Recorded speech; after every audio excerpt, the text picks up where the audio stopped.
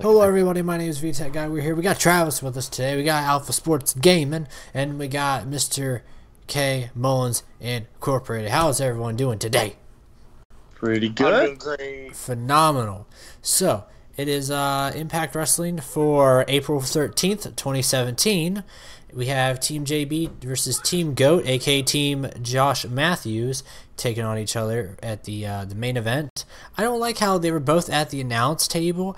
You know, I wish they would have got more involved. We'll get more into that. It probably should have been an elimination match. In the ring. Yeah, especially like at the end, you know, something crazy. I think there was something like behind the scenes. I think like Pope hit him or something at the end, like, you know, dark segment or whatever. But we kicked off the show. We got tag teams all over the place tonight. We had Reno Scum, Decay, and Garza Jr. And Laredo Kid. They took each other on. It was a 2v2v2 match in the beginning. All you gotta know that is the boys of Reno Scum got the win over because Crazy Steve got his head curb stomped in. They have a great finisher. I don't like that finisher. It makes me cringe. Yeah, it's very cringy. It's a very good finisher, but my main problem... Yeah, I think that's my problem with it.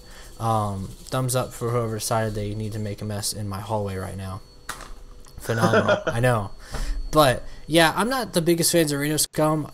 Like I've said multiple times for the past couple weeks, there's just something about them. I feel like when they become heels, they'll be really good heels. But as faces, I personally can't get behind them. I know some people are really behind them with the oi oi oi, but they're not, you know, my favorite new tag team, especially because like Laredo Kid and Garza Jr. They're growing on me. I like their finishing move. They're growing, yeah.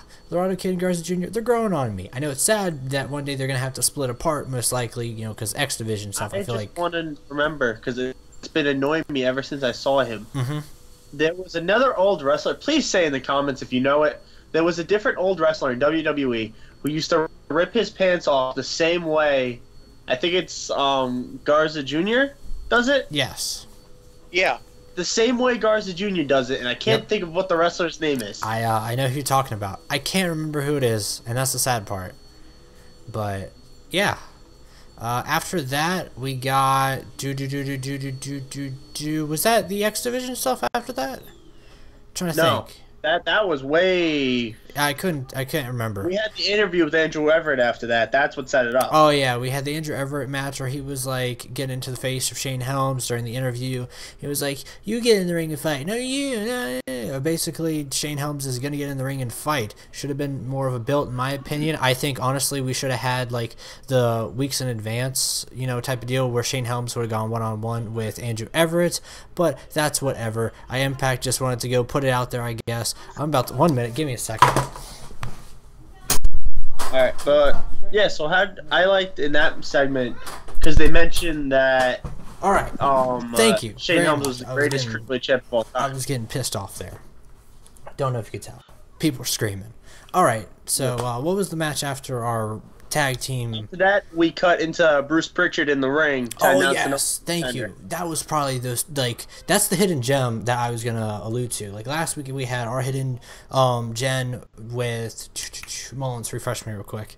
Oh, crap. What was it? Oh, it was what's... Who was it?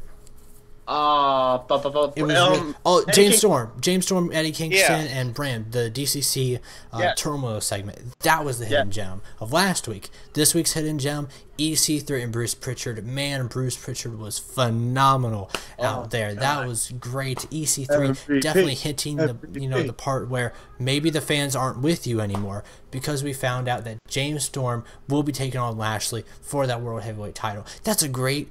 I thought it was going to be rigged and they were going to give it to Matt Morgan or EC3, but they gave it to James Storm, which is much needed, much improved, because I think, you know, after last week, I think this week he definitely deserved it and just knocked it out of the park.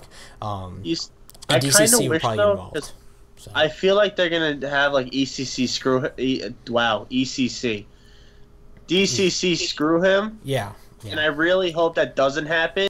Yeah. There's a side of me that wants him to win it, but you know that's not going to happen because I feel like they're going to do El Patron versus Lashley. Yeah. He did get really close, though. I would say that last time James Storm fought for the title, he did get really close. I don't know. It seems like every time he's getting closer, which is a good thing for him. I mean, he's already gotten the title before, so... let's see. What happened after that? After that... That was a really good segment, yeah. No, we had the Allie and Braxton match. Yep. Here come... Yeah. Oh, yes. Here we go. So this is our other tag team match of the night out of 3. We had Braxton Sutter and Allie, BS and Allie, taking on KM, Kevin Matthews. They don't call him that, but his name's Kevin Matthews, KM, and Sienna. All you gotta know is that, oh man, a little too long of a match. But yeah, it seemed like it was all over the place. Basically, what happened at the end, Kevin Matthews fell. Was very ditzy. He kind of just fell. Then he was crawling on the ring. I don't know why. He was like a disabled tortoise. I can't say that. Turtle. He was a disabled turtle. Crawling around or whatever. And Sienna tripped over him, and Allie pinned her. I don't know if Allie should have pinned Sienna, but whatever. That happened. And then after that, Congo Kong came out. That is the Fury Unleashed. Congo Kong is this giant man. Oh my gosh, he has like a blackface basically with face paint. He's huge, alright? Like, we're talking, this guy is huge. And he steamrolls over Braxton Sutter, and, Sienna beats up Allie, and Laurel Van Ness comes down there, hits her with the little shoe or whatever, and it's great. They're a very weird, dysfunctional group, I think, but that's good. They all have their pros and cons. Like, Sienna is honestly the leader of the group. Laurel Van Ness is trying to get revenge on Allie because of the wedding thing. You lose Mike Bennett and Maria, and you bring in KM and Congo Kong. Yeah, Congo Kong's got to be the guy to like beat up everybody because KM is like the ditzy cousin. KM can't. Yeah, KM can't do the job, so they bring in Congo Kong. Don't know how he has any relation to that at all, but Sienna's in charge of him. Find out. Yeah, Sienna's in charge of him, so who knows how long that'll last. Lost brother. Yeah, my long lost cousin's brother, neighbor's son. Twice removed from the my family. son, Congo Kong. All right. After that, was that the what was that? Yeah. Then that was the X Division match. What? No, Rosemary. Yeah. Oh yeah, I forgot. I keep on wanting to get to the X Division match because I want to talk about it. All right, so we had Rosemary Garrett. You guys might remember her as the girl who was with Sam Shaw when he was doing the creepy bastard gimmick. All you gotta know, Rosemary steamed over her. Santana, she makes some crazy noises in the ring. She was pretty good though. She's pretty good. Definitely part of the new Knockouts roster. I like her. Is she gonna be a viable threat? I think she's more coordinated than half of those people that got in the new division. Yeah. So I guess we get the ODB match next week. I thought we were getting to this week. Apparently not, but that's okay. I'm looking forward to that. I think there should be an extra stipulation to it, honestly, like a brawl or something. Maybe not Monsters Ball, but just something. I'd say have those two, just a hardcore or false count anywhere. One of those two false types. Count anywhere.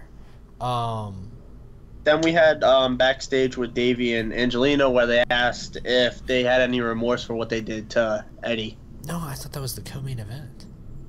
No. He had the co-main event match, but they had a little segment before it. I thought his segment was right before his match, though. No. Oh. No. Yeah, well, he was like, you got a remorse for beating up Eddie? Dave was like, hell nah, dude. That's it. No, Angelina said hell nah. Yeah, and Davey kind of just looked she bites his do. lip a little bit. Gets him all bloodied up for the match. So, now can I talk about the Fatal Yes, Four-Way? now you Yes, right. talk about your cruiserweights. Hey, they're not cruiserweights. It's the X Division. You're up to your cruiserweight. X Division. So we have the X Division match in a Fatal 4-Way match, which should have been a one-on-one, which should have probably been weeks in advance of Shane Helms returning to the wrestling ring. So we had Trevor Lee go out there with an autistic lightning bolt. I'm gonna say that, all right? Don't get, all right? That's the honest truth, all right? If you took a lightning bolt and you just jumbled it up a little bit, It doesn't look right. It doesn't look right. I don't. So yeah, Andrew Everett came out there. Suicide, like we said, Caleb Conley, great guy. He in my opinion, I think Malin said this. He should be more of like a kicking style of Suicide because he doesn't do as many flips, so he should be more hard hitting. And we had. It would definitely be better because, like you guys said, he doesn't have the speed of what Suicide was. What's Marche's new nickname? What was it? All Day Marche. All Day Marche Rocky. Yeah, like I said, the guy's great. Is he going to become X Division champ? Probably not likely, but he's just a great guy to have. That guy's literally like he's just an extra body to throw in this X Division. He's good. He's a good wrestler. He's good to have but around. It's needed for them, if you think about it. And he's got that relation with Helms Dynasty, the broken Helms Dynasty or whatever. And then Shane Helms comes out and he has Trevor Lee's knee pads on, and he has like this very southern look to him. They replaced his old TNA shirt with an Impact Wrestling shirt, and he didn't wrestle too much, but it was actually a decent match. In the end, Andrew Everett actually gets the win. I thought they were gonna have Shane Helm get the win somehow. Trevor Lee got he got thrown. Brian Stifler wasn't having him. All right, you don't mess with Stifler. Stifler said, "You're out of here, Trevor Lee." So Trevor Lee was out for he tossed him in the match. first like 30 seconds of the match. Yeah, which is great. But the good part about what happens at the end of this match, and that is because Trevor Lee and Shane Helms go to beat the crap out of Andrew Everett. Andrew Everett isn't having it when Shane Helms goes to throw Andrew Everett into Trevor Lee for that big mushroom stomp. No. We had a Frankensteiner. Well, it wasn't really a Frankensteiner, but he landed him on his head. It was like a Snapsteiner. It was.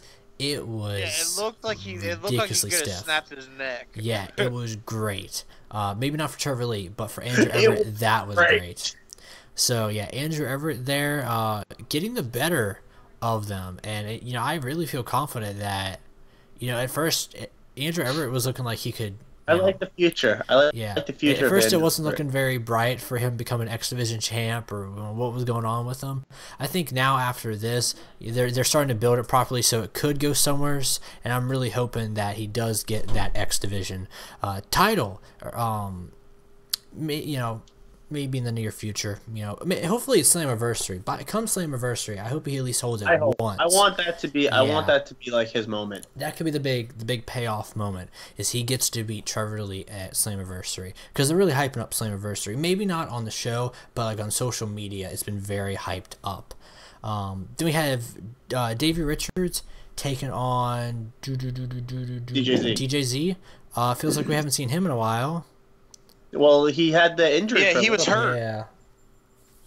I guess it's good though for him not to be. That's why he kind of tapped right away. Yeah, I guess it's not. I guess it's not bad to have him not on television, because he kind of was like the big guy of the X Division for a long time. Like now this is actually. This is giving all the other X Division guys some time to shine. Yeah. I mean, think about it. If he was still there, do you think we would have really seen Andrew Everett's upclimb like we were just talking about? I literally don't think so. I think that probably would have either been a back burner thing, or even Everett would have probably been cut by now. So, yeah. Davey wins. Eddie goes out there, go beat the crap out of Davey. And then Lisha Edwards just knocks the shit out of freaking Angelina Love. Like, it was great. He speared her. It was great. It was great. It was great. And then main event. And then the very long entrances for a main event that should have been another Andrew Everett promo, basically just saying, "Okay, I'm done with Shane Helms. He's out of the way. Stay out of my business." It wasn't worth it. It wasn't worth talking about. Shh, don't put a microphone on him. All right. No, but then we had Veteran War. Oh, gosh. Well, yeah, but that's just a video package, and everyone knows, Veterans of War coming soon, which should be good if it is Gunner and Crimson. So, if it's Gunner and Crimson. 4-4. Should have been an elimination. I thought it was actually just going to be George Bush making his Impact debut. Yeah. George Bush and George H.W. Bush. together. They're gonna tag team. Yeah, they could be like a family tag team. So yeah, they're gonna be the real life the real life bushwhackers. Yeah, the bushwhackers. That's my humor for the day. That's knee slapper. All right, so 4-on-4 match. Team JB, Team Goat, Josh Matthews and Jeremy Borash facing off here.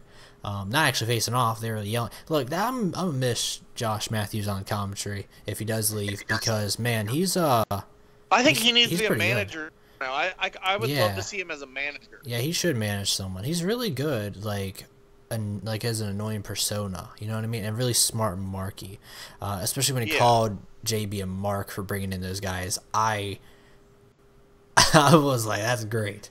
That was great right there. Yeah, I thought your name was Jeremy, not Mark. But you're on the wrong company. Yeah, but Chris Adonis, you know, he got the crap beat out of him almost the entire match. So props to that guy for taking the beating on his team. I was glad Eli Drake did not take the pinfall here tonight. Sorry for you, Malin, because I know you didn't want Brand to take the pin. I was going to say, it should have been Tyrus. I feel like that's the only reason he should have been on the team. I guess because they're putting Brand on the back burner because of the whole James Storm Lashley thing. But, and I didn't mention it earlier because it slipped my mind, but speaking about people who shouldn't have taken the pin, I feel like Decay shouldn't have taken the pin in the triple threat.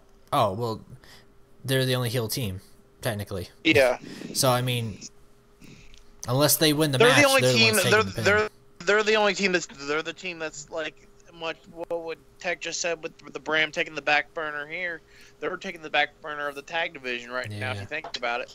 Yeah, it's sad, but I mean, it's, you know, you gotta do what you gotta do, and you gotta try to get Reno Scum and the other guys over. You gotta get Reno Scum over. Yeah, you gotta get them over. So time for the future. Yeah, like I said, this match should have been an elimination match in my opinion. I don't think it should have just had a big everybody goes in, does some clustery stuff, and then exactly that's what I was trying to think of. I was like, what was that other match where they just had like everybody go at it, and you know, then I think that was elimination too, right? Lethal Lockdown. No, Lethal Lockdown was just go at it. One fall, but it was to start every like 2 minutes. Someone new comes out. When all 10 men are in the ring, roof is lowered, one fall to a finish. Yeah, that was that's probably what this should have been saved for. But I don't know. If it seems like they're like rushing stuff. I don't know, but well, I mean, they do only have a certain amount of time for taping. Yeah, Team JB wins. We'll see you next week. And everyone throws a party. All the good guys come out and they throw a party. Yeah, literally. That was they get in his face. Throw a party. That seemed like the most thrown together segment at the end. They said it's the end of the tapings. Let's go throw a party. So, in all, Mal, what would you give tonight's? And then JB was dancing and throwing. Josh Matthews out. What would be your I would give a rating. 8.5 and 9. 8.5 to 9. That's pretty good. Yeah, pretty good way to end out the tapings, I would say. Yeah, they always seem. Well, I can't say that last tapings, but no, because with the Josh Barnett thing, you know, like we talked about during the show, actually, Matt Morgan. I think we'll get more out of him than Josh Barnett, hopefully. So, Mullins, what are you feeling for tonight's episode? It's the same as Malin on that 8.5, 9. Like it was this is the perfect this was the good. Okay, now it's time to see where things go from here with Josh Matthews. Does he become a heel manager? Does he become a heel personality on this show? That's just not going to be at the table, or does he leave? Who knows anymore? What I thought of, but I don't think it will happen because they've done it too many times. If he was to bring someone in and kind of be that, bringing in KM. Yeah, but no, that's what I was thinking of. Like, they shouldn't have had Sienna bring in Cam, and then she brings in Konga Kong. He's gonna bring in Simon Gotch. Oh, sure, yeah.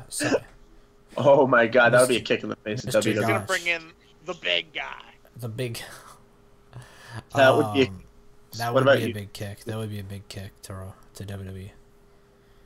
So what would you give tonight? I guess for the sake of being different, because 8.5 was on my mind. I guess I'll say solid 8.